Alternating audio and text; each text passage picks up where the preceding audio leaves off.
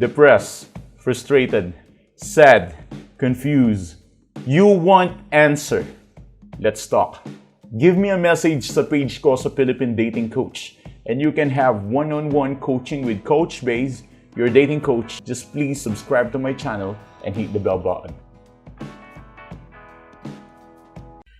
The question is, kailan ba nasasaktan yung mga ex natin?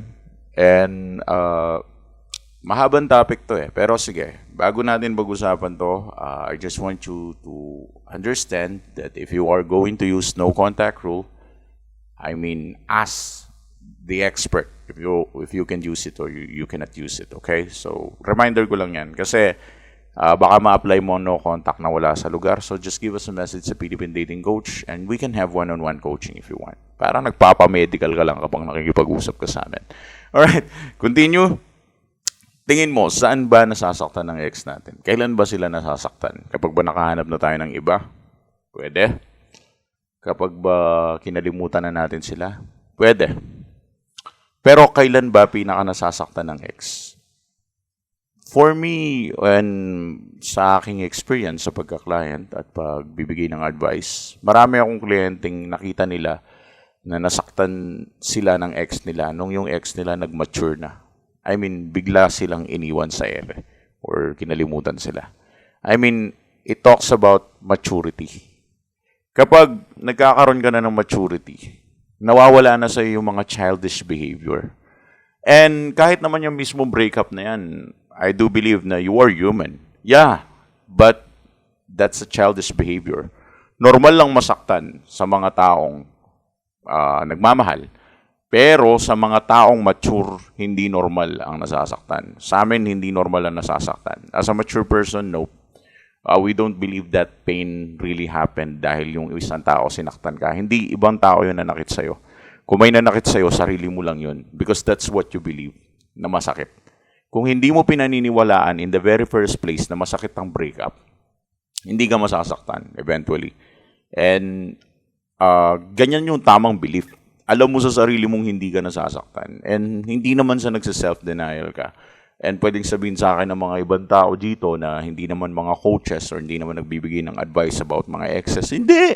Bilang tao, normal lang na masaktan ka kapag nagkaroon ng breakup. Bilang tao, dapat maramdaman mo yung sakit dahil nagmahal ka. I understand that 100% bilang normal na tao or natural na tao na nagmamahal, masasaktan ka talaga.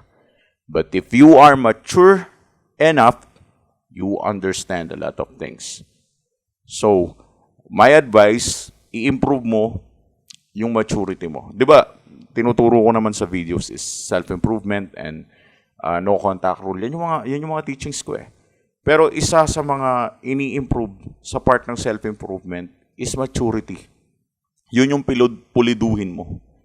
As I said to my client, nothing to celebrate. Bumalik man ng ex mo o hindi, wala kang dapat i-celebrate.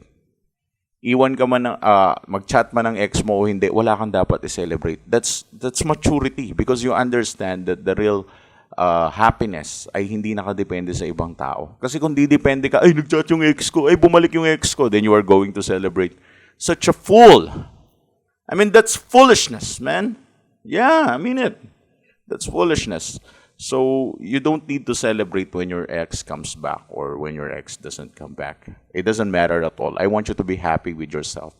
And through that way, ang ex mo, masasaktan siya kapag nakita niyang hindi ka niya pag-aari dahil sobrang mature mo na at nakikita niya na pag-aari mo na ang sarili mo.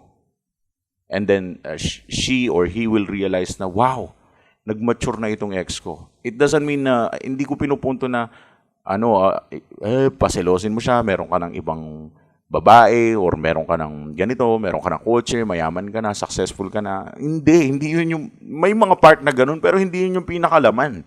Ang pinakalaman nito, kung gusto mong masaktan ng ex mo, yung maramdaman niya na yung mature na ikaw ay hindi niya hinahawakan, hindi ka niya handle, hindi ka niya pag-aari. And that's my point of view. Yun ang pinaniniwalaan kong tama at bakit mo kailangan maniwala sa paniniwala ko dahil marami na akong kliyenteng hinandle sa mundo.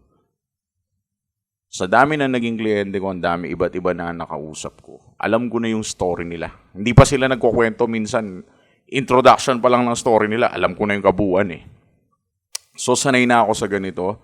And at the same time, I think ma-advise ko sa'yo, man, or woman, mahalin mo ang sarili mo, pero paano mo mamahalin ang sarili mo? Come on, sense of maturity. That's what you need. You need to become mature enough and you need to understand na kapag mature ka, hindi ka basta-basta masasaktan. Siya ang masasaktan dahil kapag mature ka na, makikita niya na hindi ka na niya pag-aari. And that's what you need.